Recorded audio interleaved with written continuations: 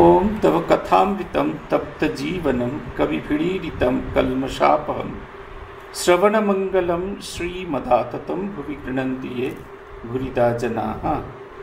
শ্রী ভগবানের অশেষ কৃপায় আমরা আবার সমবেত হয়েছি। আজকের আমাদের পাঠ্যচক্রের আলোচনার বিষয়বস্তু শ্রী শ্রী রামকৃষ্ণ কথামৃত। যেখানে এসে আমরা থেমেছিলাম সেইখান থেকে আমরা আজকে আমাদের বলা শুরু করব। আমরা পড়ছিলাম 27 অক্টোবর 1882 খ্রিস্টাব্দের ঘটনা, যেদিন ঠাকুর কেশবচন্দ্র সেনের সঙ্গে নৌকা বিহারে গিয়েছিলেন। এই অংশটি প্রায় শেষ হয়ে গেছে। এখন আমরা সুরেন্দ্রের বাড়িতে যাব। আমরা শেষ করেছিলাম, ঠাকুর বলছেন কর্মযোগ বড় কঠিন, শাস্ত্রে যে কর্ম করতে বলেছে কলিকালে করা বড় কঠিন। অন্নগত প্রাণ বেশি কর্ম চলে না। জ্বর হলে কবির চিকিৎসা করতে গেলে এদিকে রোগীর হয়ে যায়। বেশি দেরি সয় না। এখন গুপ্তের কলিযুগে ভক্তিযোগ, ভগবানের নাম গুণগান ও প্রার্থনা। ভক্তিযোগী যুগধর্ম। ব্রাহ্ম ভক্তদের প্রতি তোমাদেরও ভক্তিযোগ। তোমরা হরিনাম করো, মায়ের নাম গুণগান করো, তোমরা ধন্য। তোমাদের ভাবটি বেশ বেদান্তবাদীদের মতো। তোমরা জগৎকে স্বপ্নবৎ বলো না। ওরা ব্রহ্মজ্ঞানী, তোমরা ভক্ত। ব্যাকুল হয়ে ডাকলে তাকে অবশ্যই পাওয়া যাবে। এই দিয়ে আমরা বিগত দিন শেষ করেছিলাম। কর্মযোগ করা কঠিন এই কারণে বলছেন, তার কারণ হচ্ছে কর্মযোগে যেটা হয়ে থাকে, যে অনুষ্ঠান আদি করতে বলা হয়েছে, কলিযুগে সেটা করা সম্ভব নয়। আগের দিন আমরা বলেছিলাম যে সামান্য এই আমাদের একজন ভক্ত আছেন, তিনি আমাকে বলেছিলেন, তিনি আমার সঙ্গে 40 সেকেন্ড কথা বলতে চান। ফোন করি বল, মহারাজ আপনার কাছে যথেষ্ট সময় আছে, আমি 40 সেকেন্ড আপনার সঙ্গে কথা বলবো।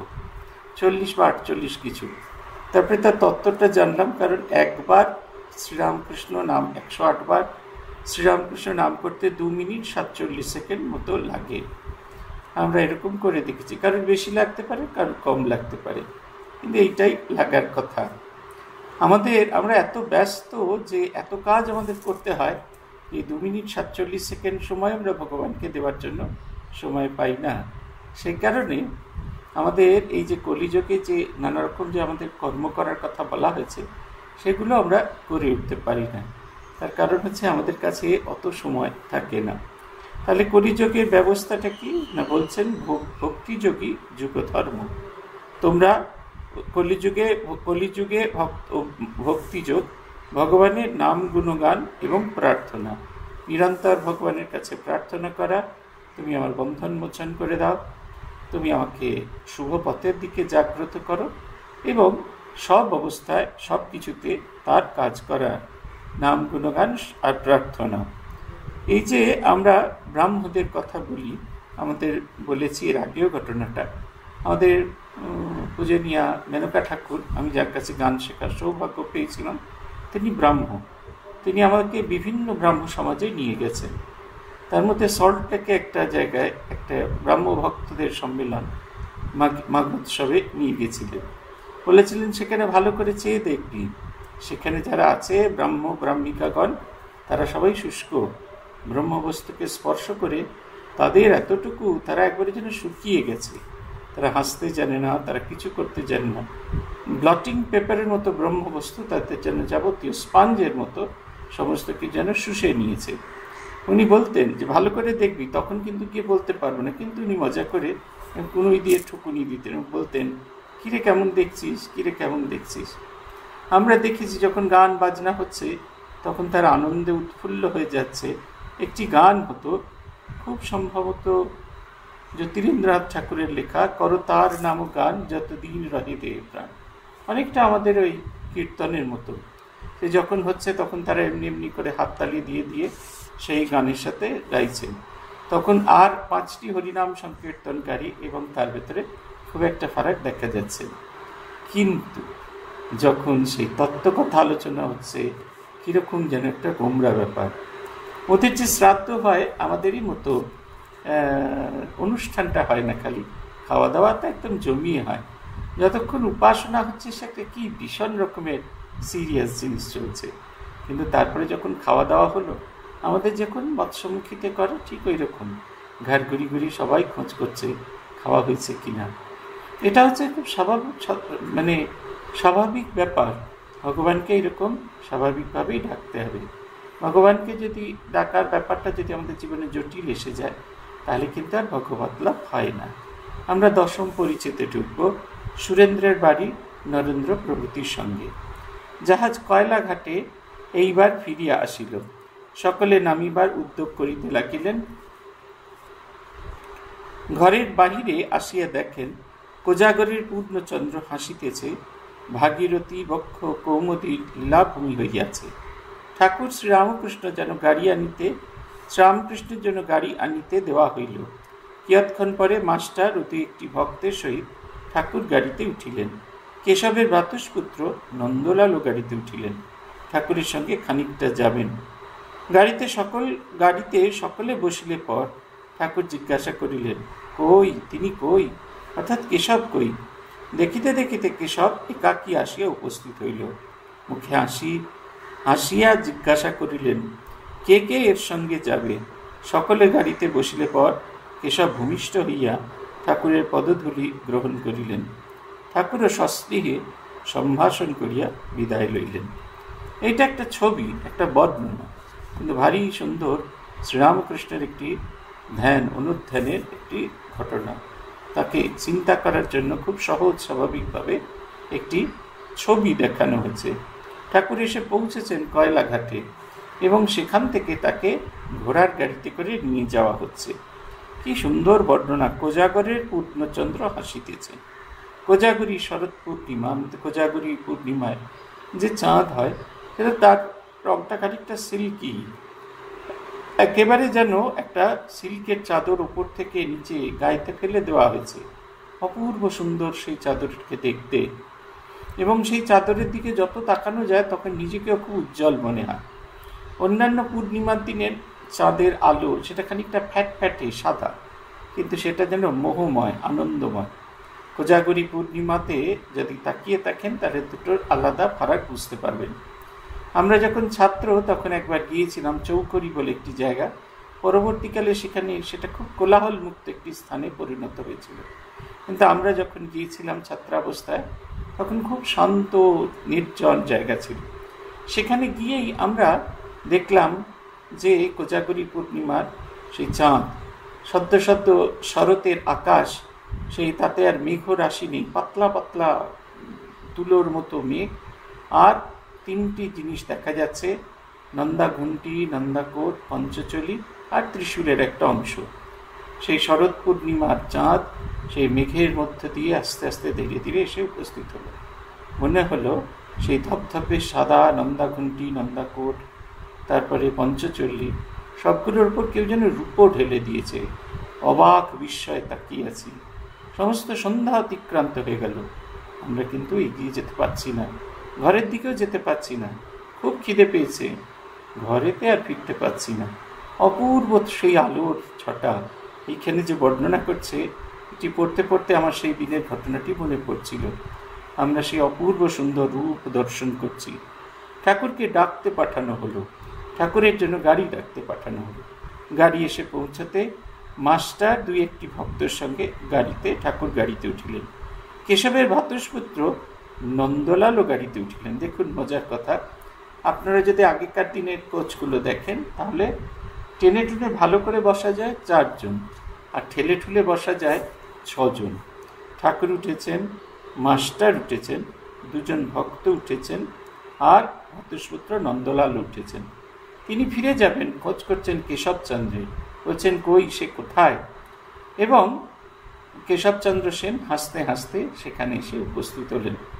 ঠাকুর তাকে জিজ্ঞাসা করলেন কে কে সঙ্গে যাবে? সবাই যেতে চাই, যে দেখুন এই যে বলছেন কে কে এর সঙ্গে যাবে। সকলে গাড়িতে বসলে পরে কেশব ভূমিষ্ঠ হইয়া ঠাকুরের পদধূলি গ্রহণ করলেন।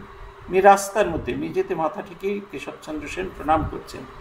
বিশ্ববিজয়ী কেশবচন্দ্র সেন, যার বক্তৃতা শোনার জন্য কুইন ভিক্টোরিয়া অপেক্ষা করে থাকেন। তিনি শ্রীরামকৃষ্ণের সামনে নত হচ্ছেন এবং কেশব এবং সারা জগৎ সেটা দেখছে। অদ্ভুত একটা ব্যাপার। আর কেউ ভগবানকে ছেড়ে যেতে চাইছেন না। এটা একটা ভীষণ সুন্দর ছবি। সবাই তার চতুর্দিকে ঘিরে আছে, তাকে যেন, এইটা হচ্ছে ভগবানের গুণ, তিনি জগতের সবার মনকে হরণ করেন, আকর্ষণ করেন, এক জায়গায় নিয়ে আসতে চান। গাড়ি চলিতে লাগিল। ইংরাজি টোলা, সুন্দর রাজপথ, ইংরেজি টোলা নিউ মার্কেটের মধ্যে দিয়ে যাচ্ছে। সুন্দর রাজপথ, পথের দুদিকে সুন্দর সুন্দর অট্টালিকা, পূর্ণচন্দ্র উঠিয়াছে। অট্টালিকাগুলি যেন বিমল শীতল চন্দ্রকিরণে বিশ্রাম করিতেছে। কি সুন্দর বর্ণনা! ইটকাট পাথরে তৈরি বাড়ি, সেও যেন সারাদিন সূর্যের তাপে একেবারে তপ্ত হয়ে গেছে, চন্দ্রকিরণে সে যেন বিশ্রাম করছে। কালকের ঘটনাই, এখানে ভীষণ গরম পড়ে, তো এত গরম, আমি আজকে মজা করে একজন আমাকে জিজ্ঞেস করছিলেন কীরকম গরম পড়ে। আমি বললাম গরম আর শরীর থেকে বেরিয়ে গেঞ্জি অবধি পৌঁছতে পারছে না, তার আগেই সেগুলো শুকনো হয়ে যাচ্ছে, শুকিয়ে যাচ্ছে। ভীষণ শুকনো গরম, কিন্তু ভীষণ গরম। কালকে আমরা সারাটা দিন দুর্গাপুরে কাটিয়েছি, নানা জিনিসপত্র কেনার জন্য বাজারে ঘুরে বেরিয়েছি, এক দোকান থেকে আরেক দোকান, আরেক দোকান থেকে আরেক দোকান। খুব একটা ভয়ঙ্কর কিছু কাজ করিনি, শুধু এক দোকান থেকে এক দোকানে গেছি, সেখানে পাখার হাওয়ায় বসেছি, গাড়িতে এসি ছিল তাতেও বসেছি, কোনোরকম আলাদা করে কোনো শারীরিক পরিশ্রম করিনি। কিন্তু যখন ফিরে এলাম তখন একটা অদ্ভুত ক্লান্তি কাজ করছে, যেন ঘুমিয়ে পড়ে যাব। এদিকে কালকে ঝড় বৃষ্টির জন্য এই ফাইবার ছিঁড়ে যাওয়ার জন্য, অপটিক্যাল ফাইবার ছিঁড়ে যাওয়ার জন্য আমরা ক্লাস করতে পারলাম না। তখন মনে হচ্ছিল ভালোই হয়েছে, একটুখানি বিশ্রাম নিলে ভালো হয়। এক অদ্ভুত ক্লান্তি, যেন সেই সন্ধ্যের যখন মৃদুমন্দ বাতাস হয়েছে ঝড় হয়ে যাওয়ার পরে, প্রকৃতি যখন একটু শান্ত হয়েছে, মনে হচ্ছে একটু বারান্দায় দাঁড়িয়ে সে একটুখানি আমার ক্লান্ত শরীরকে বিশ্রাম নিতে দিই। এই বাড়িগুলোর অবস্থাও ঠিক সেই রকম, সূর্যের তাপে সে যেন ভীষণ রকমভাবে উত্তপ্ত হয়ে আছে এবং ধীরে ধীরে চন্দ্রকিরণে তার সেই উত্তপ্ততা, তার সেই ক্লান্তিকে অতিক্রম করে তারা যেন বিশ্রাম নিচ্ছে।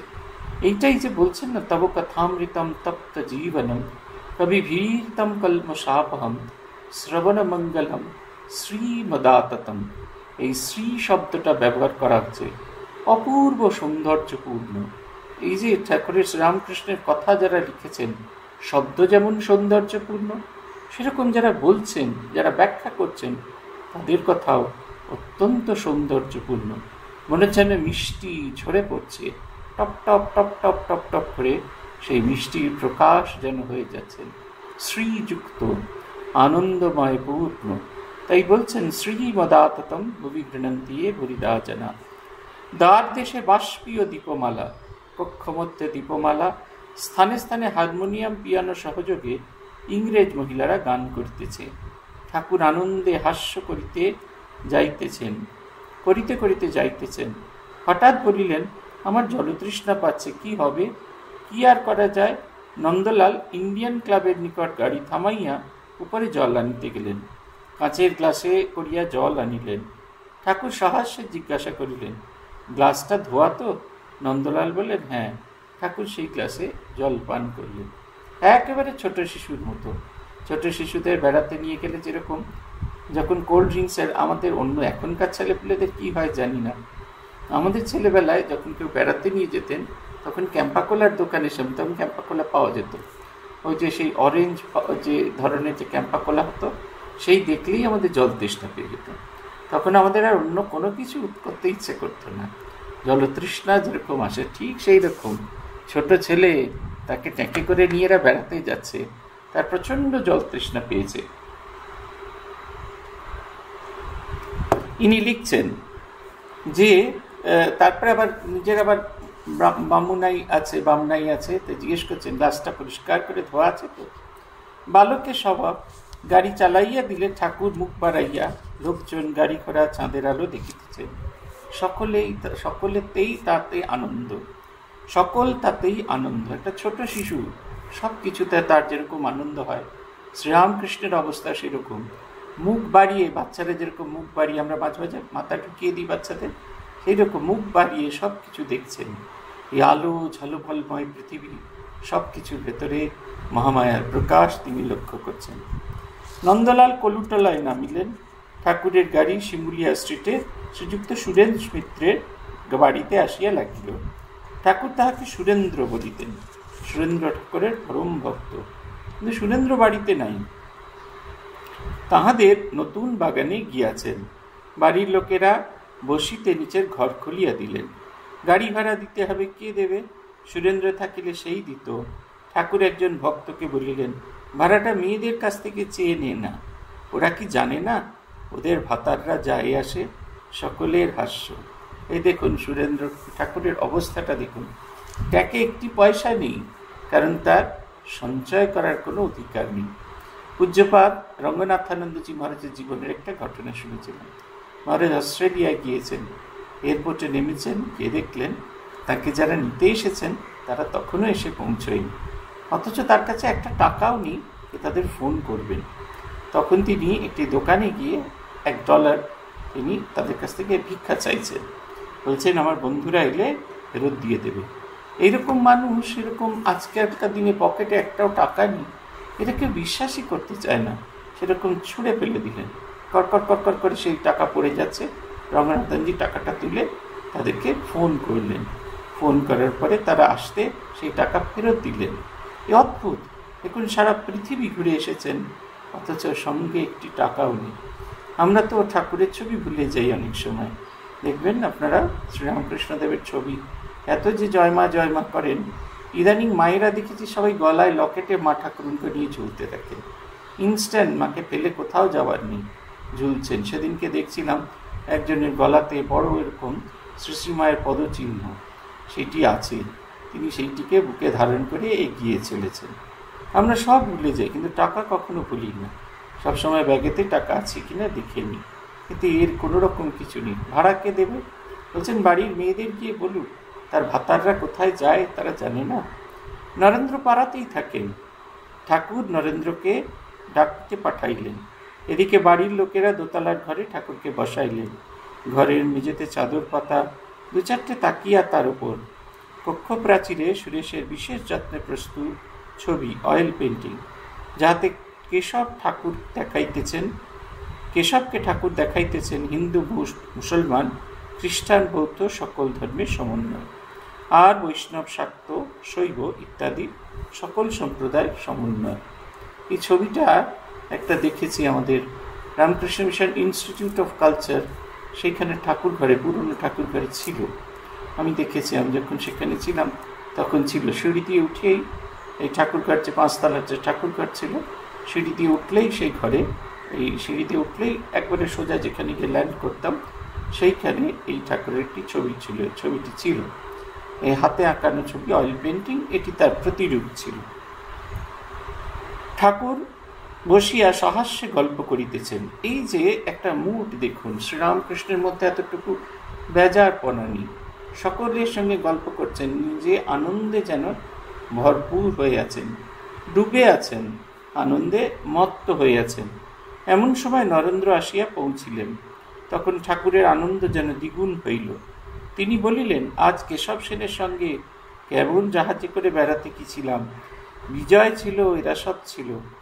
এমন করে গল্প করছেন, ছোট শিশু যেরকম বাজারে গিয়ে গল্প করে, আজকে এই দেখেছি, বাড়ি ফিরে এসে, বাজার থেকে ফিরে এসে বলে না, আজকে এই দেখেছি, ওর সাথে বেড়াতে গেছিলাম, আউটড্রোম ঘাটে গেলাম, সেখানে আইসক্রিম খেলাম, এরকম নানা কিছু বলতে থাকে। ঠিক সেই রকম বিজয় ছিল, এরা সব ছিল। মাস্টারকে নির্দেশ করিয়া বললেন, একে জিজ্ঞেস করো কেমন কেশব আর বিজয় আর কেশবকে বললুম, মায়ে জিয়ে মঙ্গলবার, জটিলে কুটিলে না থাকলে লীলা পোষ্টাই হয় না। এই সব কথা মাস্টারের প্রতি কেমন গা। এই যে মাস্টারমশাইকে কেন তিনি এই অংশটা রিপিট করাচ্ছেন, তার কারণ তার হৃদয়ে যেন এই ভাবটি, ছবিটি যেন চিরমুদ্রিত হয়ে যান। তার কথা আগামী দিনের মানুষজনকে তিনি বলবেন, তাই তিনি যে ঠিকঠাক মতো বুঝতে পেরেছেন, তার কাছে ছবিটা ঠিকঠাক মতো পরিষ্কার হয়েছে, এইটা তিনি যেন জেনে নিতে চাইছেন। মাস্টার বললেন, আজ্ঞা হ্যাঁ। রাত্রি হইল, তবু সুরেন্দ্র ফিরিলেন না। ঠাকুর দক্ষিণেশ্বরে যাইবেন, আর দেরি করা যায় না। রাত 10:30, রাস্তায় চাঁদের আলো। বাড়ি আসিল, গাড়ি আসিল, ঠাকুর উঠিলেন। নরেন্দ্র মাস্টার প্রণাম করিয়া কলিকাতাস্থিত স্ব বাটিতে প্রত্যাগমন করলেন। এই দিনের ঘটনা এখানে শেষ হয়ে গেল। ভগবানের ভক্তের প্রতি কতখানি ভালোবাসা এটি আমরা দেখতে পাই। রাত্রি 10:30 অবধি তিনি অপেক্ষা করছেন, তার ভক্ত আসবেন, তাকে তিনি কৃপা করে যাবেন। তখনও ভক্ত আসলেন না দেখে তিনি চলে গেলেন। আমরা কারোর জন্য বোধহয় এত দীর্ঘ সময় নিজের আত্মীয় পরিজনদের জন্য অপেক্ষা করতে পারি না। কারণ অপেক্ষা করব কেন, কী জন্য করব? এটা হচ্ছে আমাদের জীবনের একটা খুব বড় কথা। তার জন্য অপেক্ষা করার কথা, এত তো সময় নষ্ট করার কথা নয়। সিদ্ধি ব্রাহ্ম সমাজ দর্শন, শ্রীযুক্ত শিবনাথ প্রভৃতি ব্রাহ্ম ভক্তদিগের সহিত কথোপকথন ও আনন্দ।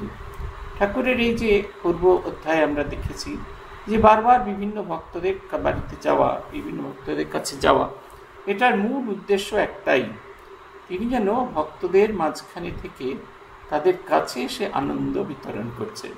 তিনি মাঝে মাঝে দুঃখ প্রকাশ করতেন। শ্রী চৈতন্য মহাপ্রভু, নিত্যানন্দ মহাপ্রভু, এদের সকলেরই শরীরে খুব বল ছিল, তাই ঘরে ঘরে গিয়ে এরা হরিনাম বিতরণ করে এসেছেন। শ্রীরামকৃষ্ণের শরীরে সেই শক্তি নেই, সেই বল নেই, তিনি ঘরে ঘরে গিয়ে যেতে পারেন না। তার গাড়ি চাই, এমনকি তার বড়লোক ভক্ত চাই। কেন না, বড়লোক ভক্তের বড় বাড়িতে অনেক ভক্ত স্থান দিতে পারবেন, আর উৎসব শেষে হাতে তাদের কিছু দেওয়া যাবে। এই কারণে শ্রীরামকৃষ্ণদেব ভক্তদের প্রতি এত ভালোবাসা, তার এত এই বড়দের বাড়িতে যাওয়া। এই যে দেখুন, সিদ্ধি ব্রাহ্ম সমাজে তিনি এসেছেন। পরমহংসদেব সিদ্ধির ব্রাহ্ম সমাজ দর্শন করিতে আসিয়াছেন 28 অক্টোবর ইংরেজির 1882 খ্রিস্টাব্দ, শনিবার 12ই কার্তিক, কৃষ্ণা দ্বিতীয়া তিথি। এটা হচ্ছে স্পেশালিটি বলা। সদ্য অমাবস্যা কেটে গেছে। এই যে আগের দিন আমরা পূর্ণিমার কথা বলছিলাম, সদ্য পূর্ণিমা কেটে গেছে।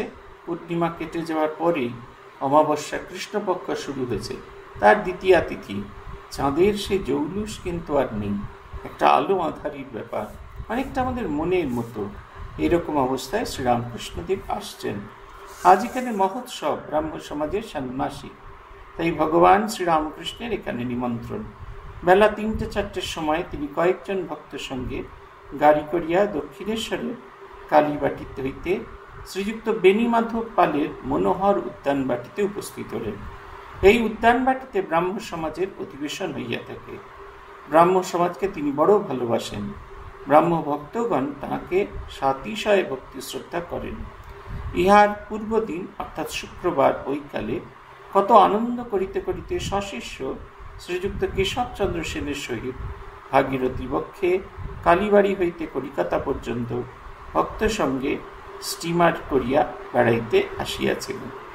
সিদ্ধি পাইকপাড়ার নিকটে কলিকাতা হইতে 1.5 ক্রোশ উত্তরে। উদ্যানবাটিটি মনোহর বলিয়াছি। স্থানটি অতি নিভৃত, ভগবানের উপাসনার পক্ষে বিশেষ উপযোগী। উদ্যান স্বামী বছরে 2 বার মহোৎসব করিয়া থাকেন, একবার শরৎকালে আর একবার বসন্তে। এই মহোৎসব উপলক্ষে কলিকাতা ও সিদ্ধির নিকটবর্তী গ্রামের অনেক ভক্তদিগকে নিমন্ত্রণ করিয়া থাকেন। তাই আজ কলিকাতা হইতে শিবনাথ প্রভৃতি ভক্তগণ আসিয়াছেন। তাহাদের মধ্যে অনেকেই প্রাতঃকালী উপাসনায় যোগদান করিয়াছেন, আবার সান্ধ্যকালীন উপাসনা হইবে তাই প্রতীক্ষা করিতেছেন। বিশেষত তাহারা শুনিয়াছেন যে অপরাহ্নে মহাপুরুষের আগমন হইবে এবং তাহারা তাহার আনন্দমূর্তি দেখিতে পাইবেন, তাহার হৃদয় মুগ্ধকারী কথামৃত পান করিতে পাইবেন, তাহার সেই মধুর সংকীর্তন শুনিতে ও দেব দুর্লভ হরিপ্রেমময় নৃত্য দেখিতে পারিবেন। কি অপূর্ব বর্ণনা! আপনারা যারা যাত্রা শুনেছেন ছেলেবেলায় জানেন, যাত্রা শুরুর আগে কনসার্ট বাজতে থাকে। কনসার্ট কেন বাজে? আমাদের ছড়িয়ে থাকা মনটিকে একত্রিত করার জন্য। ওই ভ্যাপক করে বাজতে থাকছে যখন, আমাদের ছড়িয়ে থাকা মন, আমাদের কথাবার্তা সব কিছু ধীরে ধীরে এক জায়গায় হতে থাকে, তবে একটা গান দিয়ে তখন শুরু হয়। এও যেন ঠিক তাই, যে আমাদের মনটিকে যেন একত্রিত করবার জন্য মাস্টারমশাই একটা ছবি আঁকতে শুরু করেছেন তার নিজের ভাষায়। বলছেন মাস্টারমশাই এখন যে অংশটির কথা বলছেন, যেখানে এটি আছে তার খুব সামান্যই বেঁচে আছে, বেশিরভাগই বাগানটি অধিকৃত বেশিরভাগটা বিক্রি হয়ে গেছে। এখন সেখানে শ্রীরামকৃষ্ণ মঠের একটি কেন্দ্র আছে, সিথি বেনিপাল উদ্যান, তার খুব সামান্যই বেঁচে আছে। পূজনীয় আত্মস্থানন্দজি এবং গহনানন্দজির নিরন্তর প্রয়াসের ফলে এটি আমরা অধিকার করতে পেরেছি এবং আত্মস্থানন্দজি সাধারণ সম্পাদক থাকাকালীন এদের ভিত্তিপ্রস্তর স্থাপন করে। আগে এটি বরানগর মিশনের, রামকৃষ্ণ মিশন বরানগর কেন্দ্রের শাখা কেন্দ্র ছিল, এখন একটি পূর্ণ শাখাতে রূপান্তরিত হয়েছে। শ্রীরামকৃষ্ণদেব যেখানে এসে বসেছিলেন সেই জায়গাটি ইনট্যাক্ট আছে, সেই জায়গাটিকে উদ্ধার করে সেরকমভাবে বাঁধিয়ে রাখা আছে শুনেছি। বলছেন সকালের সেই উৎসব শেষ হয়ে গেছে, কিন্তু সবাই সান্ধ্যকালীন অধিবেশনের জন্য প্রার্থনা করছেন, কারণ ঠাকুর আসবেন। তাহলে কেন তাকে দেখতে চান? তার হৃদয়ে মুগ্ধকারী কথামৃত পান করিতে পাইবেন। তার কথা, তার শব্দ যেন হৃদয়কে মুগ্ধ করে, মোহিত করে।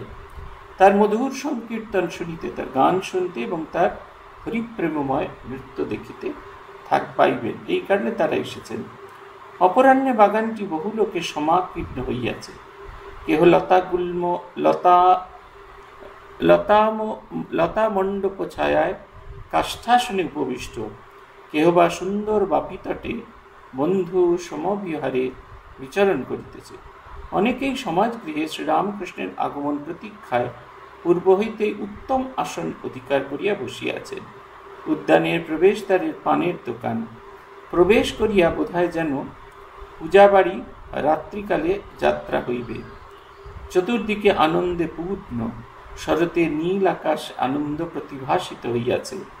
উদ্যানের বৃক্ষলতাগুল্ম মধ্যে প্রভাত হইতে আনন্দের সমীরণ বহিতেছে। আকাশ, জীবজন্তু, বৃক্ষলতা যেন একতানে গান করিতেছেন। আজি কি হরষ সমীরে বহে প্রাণ ভগবত মঙ্গল কিরণে। এই যে দেখুন বাগানটির বর্ণনা করা হয়েছে, বহু মানুষ সেখানে এসে উপস্থিত হয়েছেন এবং সেই মানুষজন উপস্থিত হওয়ার ফলে তাদের সেই বাগানটিতে যেন একটা উৎসবের ছাপ ঢুকেছে। অনেক দিন আমরা এই 100 নম্বর কাশীপুর রোডে মহিমাচরণ চক্রবর্তীর বাড়িতে যেদিন অক্ষয় কুমার সেন প্রথমবারের মতো শ্রীরামকৃষ্ণের দর্শন করেছিলেন, তখন তিনি যেরকম দেখেছিলেন সেটার বর্ণনা করতে গিয়ে আপনাদের অনেককে পূজনীয় ভূতেশানন্দজি মহারাজের কথা বলেছিলাম। তার কাছে যখন আমরা দর্শন করতে যেতাম, তার আগমনের প্রতীক্ষায় তখনও তাকে দেখা যেত না। তিনি হয়তো ঘরে আছেন, তখনও বসার ঘরে এসে বসেননি, কিন্তু তার আগমনের প্রতীক্ষায় সবাই দাঁড়িয়ে আছেন। সবাই যেন আনন্দে বিভোর, সেই আনন্দময় পুরুষকে দর্শন করবেন বলে সবার ভেতরে একটা অদ্ভুত আনন্দ বিরাজ করছিল। এই কয়েকদিন আগে এখানে আসার আগে আমরা পোর্ট ব্লেয়ার গিয়েছিলাম।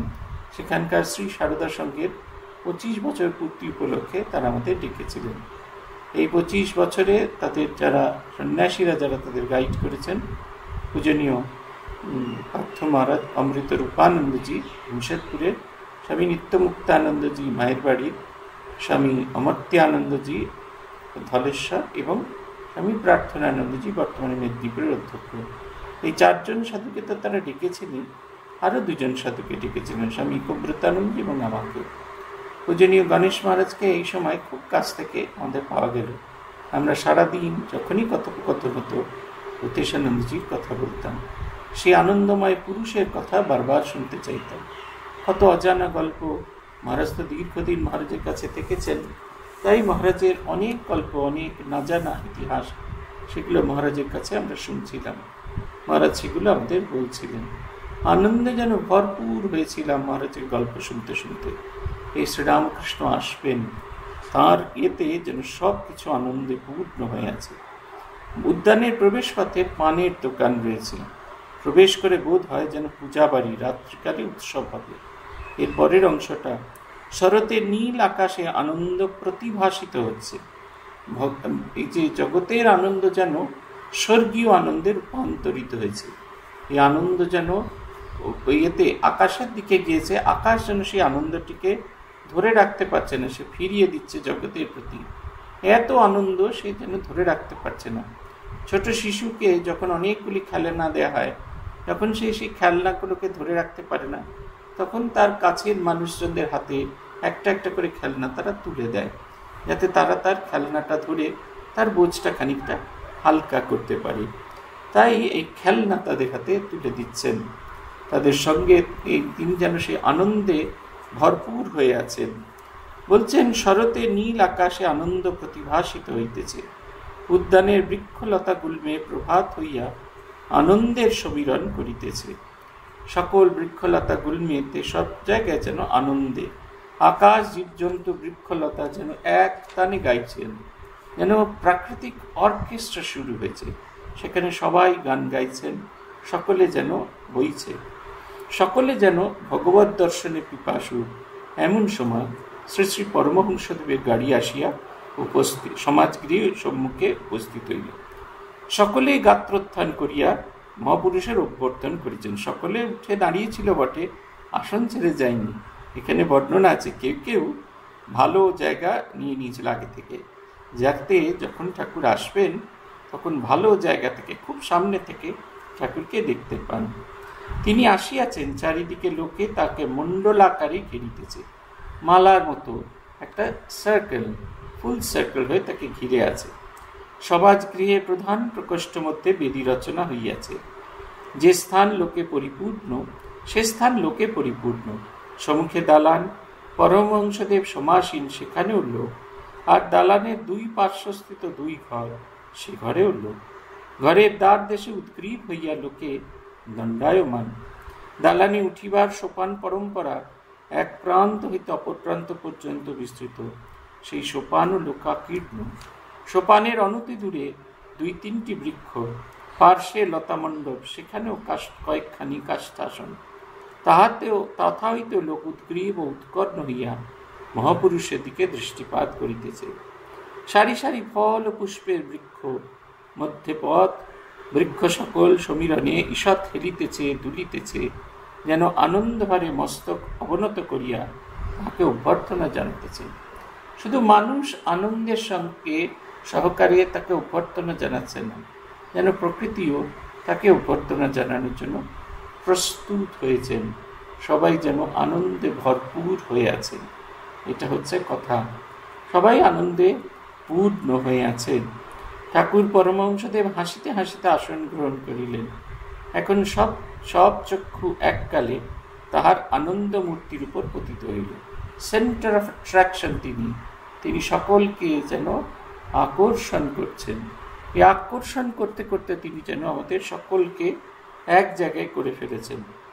তাহার যেমন যতক্ষণ নাট্যশালায় অভিনয় আরম্ভ না হয়, ততক্ষণ দর্শকগণের মধ্যে কেহ হাসিতেছে, কেহ বিষয়কর্মের কথা করিতেছে, কেহ একাকী অথবা বন্ধুর সঙ্গে পাদচরণ করিতেছে, কেহ পান খাইতেছে, কেউ বা তামাক খাইতেছে। কিন্তু যাই ড্রপসিন হয়ে গেল, অমনি সকলে সব কথাবার্তা বন্ধ করিয়া অনন্য মন হইয়া এক দৃষ্টে নাট্যরঙ্গ দেখিতে থাকে। অথবা যেমন নানা পুষ্প পরিভ্রমণকারী ষটপদীগণ পদ্মের সন্ধান পাইলে অন্য কুসুম ত্যাগ করিয়া পদ্মমধু পান করিতে ছুটিয়া আসেন। এটা হচ্ছে কথা। বলছেন যেমন এই যে এই যাত্রা, একটা থিয়েটারের কথা বলেছেন। থিয়েটার যতক্ষণ না হচ্ছে, মানুষ যখন যেন সেই অ্যাটেনশন দিচ্ছেন না, তারা নানা বিষয়ের ভেতরে আছেন, কিন্তু যে মুহূর্তে ড্রপ সিন উঠে গেল, এবার যাত্রা শুরু হবে, সঙ্গে সঙ্গে সব কিছু পরিত্যাগ করে তারা এক জায়গায় এসে উপস্থিত হল। দ্বিতীয় পরিচ্ছেদ শুরু হয়েছে 14 অধ্যায়ের 26 নম্বর শ্লোক দিয়ে। মাঞ্চ ইয়ো ব্যাবিচারেণ ভক্তি যোগেন সেবতে সগুণান সমতিত্বৈতান ব্রহ্মভূয়ায় কল্পতে। মাঞ্চ ইয়ো অব্যাভিচারিণ, ভগবানকে কীরকমভাবে ভালোবাসতে হয়। যিনি অব্যাভিচারণ, মানে তিনি আর তার কোনো জীবনে একবারে একনিষ্ঠ ভক্তি। ভগবান তাকে কিছু দিক, সে হয়তো কিছু পেল, বা সে হয়তো সারা জীবন কিছুই পেল না, তথাপি তার কোনো অভিযোগ নেই, সে শুধু ভগবানকেই ভালোবাসে। নরেনকে ঠাকুর জিজ্ঞাসা করছেন, আমি তো তোর সঙ্গে কথা বলি না, তাহলে তুই আসিস কেন? তিনি বলছেন, আমার ভালো লাগে তাই আমি আসি। এই হচ্ছে ভালো লাগা, ভগবানের প্রতি এই আকর্ষণ। যোগ্যাভিচারিণা অব্যভিচারিণা, সেই মানুষ যিনি ভক্তি যোগে না সেবতে, ভক্তিযোগে কিরকম করে না ভালোবাসা সর্বভূতে ঈশ্বর আছেন এই বোধ করে সকলের ভিতরে ঈশ্বর জ্ঞান করে তার সেবন করে। সগুণান সমিতেতান ব্রহ্ম ভূয়ায় কল্পতে, সে তখন তার রজ তম এবং তার যে সত্যগুণ সকলকে অতিক্রম করে ব্রহ্ম জ্ঞানে আড়ুর হন, ব্রহ্ম চিন্তায় ব্রহ্ম ভাবনার মধ্যে ডুবে যান। এই দিয়ে এই অধ্যায়ের শুরু হচ্ছে। ভগবান বলছেন সহাস্য বদনে শ্রীযুক্ত ঠাকুর শিবনাথাতি ভক্তগণের দিকে দৃষ্টি নিক্ষেপ করিতে লাগিলেন। বলিলেন, এই যে শিবনাথ, দেখো তোমরা ভক্ত, তোমাদের দিকে বড় আনন্দ হয়। গাঁজাখোরের স্বভাব আর একজন গাঁজাখোরকে দেখলে ভারী খুশি হয়, হয়তো তার সঙ্গে কোলাকুলি করে। শিবনাথ ও সকলের হাস্য।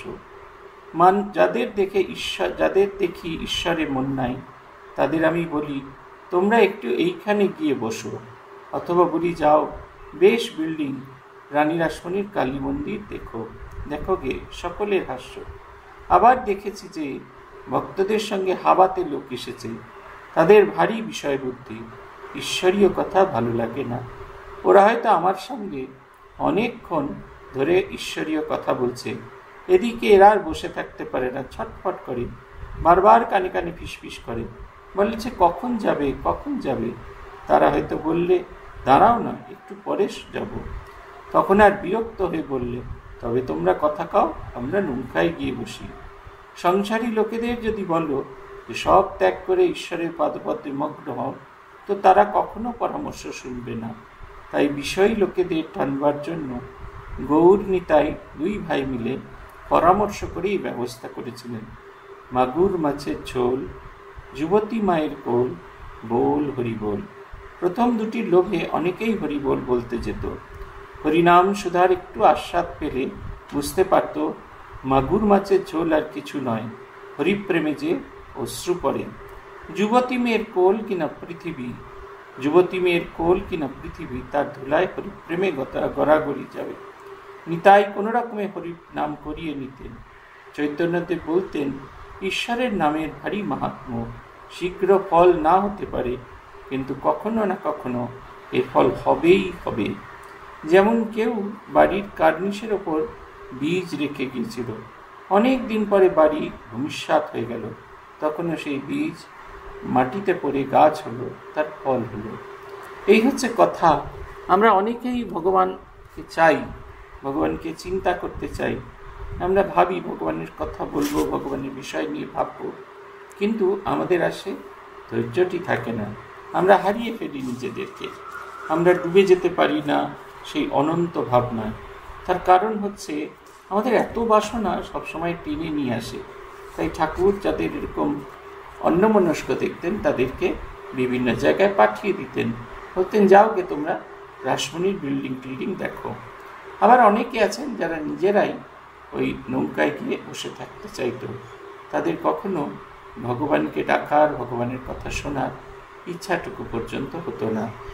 কিন্তু যাদের ভেতরে, তাই বলছেন নিত্যানন্দ মহাপ্রভু খুব পরিচিত কতগুলো সূত্র ধরে আমাদের ধরে রাখতেন, যে মাগুর মাছের ঝোল, মানে এই নাম করলে বেশ ভালো সুস্বাদু স্বাস্থ্যকর খাবার পাওয়া যাবে। মাগুর মাছের ঝোল, যুবতী মেয়ের কোল, বোল হরিবোল। মাগুর মাছের ঝোল মানে নিরন্তর হরিনাম করতে করতে অনুরাগের অশ্রু চোখ দিয়ে ঝরে পড়ে, সেই হচ্ছে মাগুর মাছের ঝোল। যুবতী মেয়ের কোল মানে পৃথিবীর কাঁদতে কাঁদতে পৃথিবীর মাটিতে গড়াগড়ি। মা হলেন চিরযৌবনা, নিত্য তিনি প্রসব করছেন। এইবারের ফসল তুলে দিলেন, আবার নতুন করে তিনি নতুন ফসলে আপনার আঙিনা, আপনার ঘর ভরে দিচ্ছেন। তাই বলছেন যুবতী মেয়ের কোল, বোল হরিবোল। এইভাবে নিরন্তর ভগবানের চেষ্টা করে ভগবানের নাম শুরু করলেই তার ফল হবে। হয়তো এই মুহূর্তে ইনস্ট্যান্ট দেখা গেল না। আমাদের মনে আছে কাশীশ্বরানন্দজি তখন বেলুড় মঠে আছেন, সদ্য সারা কলকাতা জুড়ে ম্যাগি নুডলস ধাওয়া করেছে। সেই ম্যাগি নুডলস একদিন মহারাজকে করে নিয়ে গিয়ে খাওয়ানো। মহারাজ জিজ্ঞেস করলেন এটা কি? আমরা বললাম ম্যাগি নুডলস, ইনস্ট্যান্ট।